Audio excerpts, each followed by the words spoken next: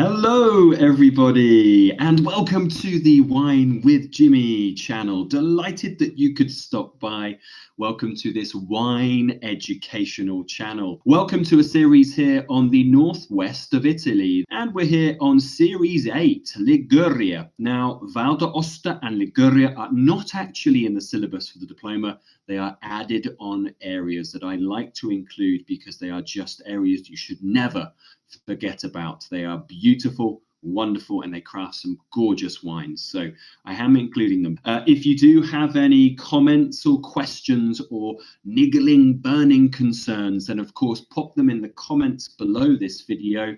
Make sure you click like because it helps me, and click subscribe because it helps you with getting regular updates from Wine with Jimmy. Let's rock and roll looking at this part of Liguria. So we are now to part 2. So parts 2, 3 and 4 are all about the Riviera Di Levante, which is our eastern side of Liguria. So Genoa to the east, to La Spezia, down to the Tuscan border. This is all available as free content. Parts 5 through to 7 are only available on my e-learning portal. That's over at winewithjimmy.com, and there is a wealth of exclusive content and resources to help you with your studies. Let's rock and roll with the Riviera Di Levante. Now, this is the whole of Genoa for its wine appellations.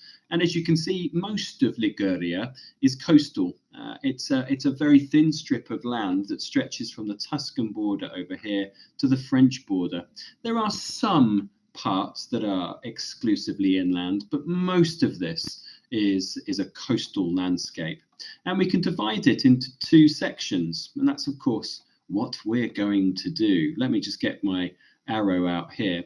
So what I'm going to do is just draw a line down this middle part here. That's where Genoa is. And then to the east of this is the Riviera Di Levante, which we're going through in this video. And to the west is the Riviera di Ponente, which goes towards the French border. The whole of this we often classify as the Italian Riviera. It's a beautiful, beautiful landscape.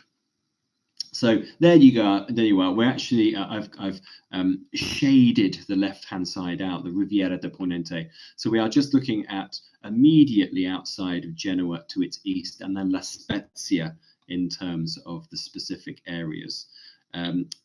Within La Spezia are the very famous fishing villages, the Cinque Terre, which if you've seen any marketing for tourism of Liguria, you will have seen one of these villages. They are very, very important. And of course, there really isn't much else that you would take a picture of because it's so strikingly one of its top of the tree for photography for sure. Here you go. Here's one of them. And we've got a few of these pictures coming up just to give you a wonderful sense. And the people here are extremely proud of their small autonomous region, very much have the connection to it. I've done a private tasting before in somebody's house who they came from near La Spezia, and they just had pictures of the whole of their home, and this was in London, but the whole of their home back in Liguria everywhere, and it was wonderful just to walk around, and they were fiercely proud of where they're from. It's quite a wonderful connection. So here we are then. We're going to talk about Cinque Terre, so 5 earths, translating that, or 5 lands. And it refers not to 5 lands, but really to 5 fishing villages which are nestled on the cliffs to the north of La Spezia. So if you leave La Spezia and go up the coast, you will come to this wonderful area, which is a UNESCO World Heritage Site. Those 5 fishing villages are Monterosso, Vernazza, Coniglia, Manorola, and also Rio Maggiore. They're your 5 villages. The wines here have been renowned since Roman times, and they're still very well known within certain circles, certainly within Italy. And there is a very famous wine style which is called the Scarectra, which is a passito style sweet wine produced from Cinque Terre. But they make dry wines here as well. There is Manarola in this picture, another exquisitely wonderful village, which is sort of chiseled out of the rock and then have these lovely pastel colors. It is just a painter's dream to look at these villages, and they're very, very beautiful. Now, the Riviera Di Levante has a classic Mediterranean climate, and it actually sees more than double the rain of the western portion of Liguria. And the western portion of Liguria is more famous for holiday making. There's lots of lovely sandy beaches along that area, whereas this side is rainier and it's greener. There's a lot of green life around, things like the Cinque Terre National Park. So this is Manarola in the picture. Beautiful one. If you are coming here, you do have to access the Cinque Terre Park, and then it takes quite a long time to get down to these fishing villages. So please do plan that extra time. So what about this area? Liguria has no flat land. Hills account for about a third, and then mountains account for the other 2/3. And the mountains is why the reason I'm showing you this. You'll see here we have the Maritime Alps that dominate our Riviera di Ponente, or at least the foothills come down to that area.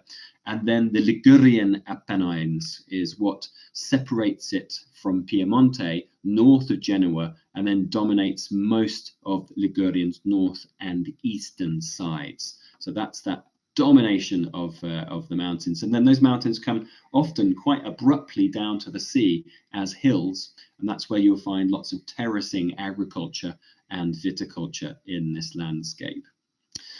So there you are. That's exactly what I was just mentioning. That is your topography. It's characterized by very steep cliffs interrupted by these little small coves and sandy beaches. The vineyards here are therefore characterized by very steep and narrow terraces, which are held in place by dry stone walls that overlook the sea. The erosion is a bit of a threat here, and landslides are actually a constant problem. Vineyards are, of course, always harvested by hand here, and some places they are so steep that a monorail system, a little train system, is in place, necessary for the harvest to aid ease of harvest. It really is what we would classify as heroic viticulture again. I think there is actually a legal term that has to be over certain altitude, but this is pretty heroic in terms of its getting to these vineyards. It's pretty crazy. A little bit on the geology and grape growing. So the soils here tend to be very poor. It's a mixture of clay, sand, and limestone. And the vines are traditionally grown, as you'll see in the background of this picture, on pergolas. So high trained vines, often with stone or wooden supports. Though we'll have Gio and Cordon Speronato also in production in this area. They're becoming more common in the area. Another beautiful picture. Again, it's just great to show off all of these pictures. So that really is the first part of Riviera Di Levante done. We're going to move on to the key grape varieties that we find in the likes of Cinque Terre and also Colli de Luni, which is a DOC that borders and overlaps into Tuscany. In the next one. So please do join me for part 3 on the key grape varieties. If you do have any comments, questions or concerns, of course, please do get in touch. You can do so by commenting on this video below. Always great to hear what you think, what you like about these videos, and make sure you click like and subscribe whilst you are down there. You can use social media as well, and also, of course, if you do find yourself in the United Kingdom and you're traveling to the big city of the big smoke, please come and see me at one of my establishments, potentially for a class, maybe a glass or a bottle. Cheers!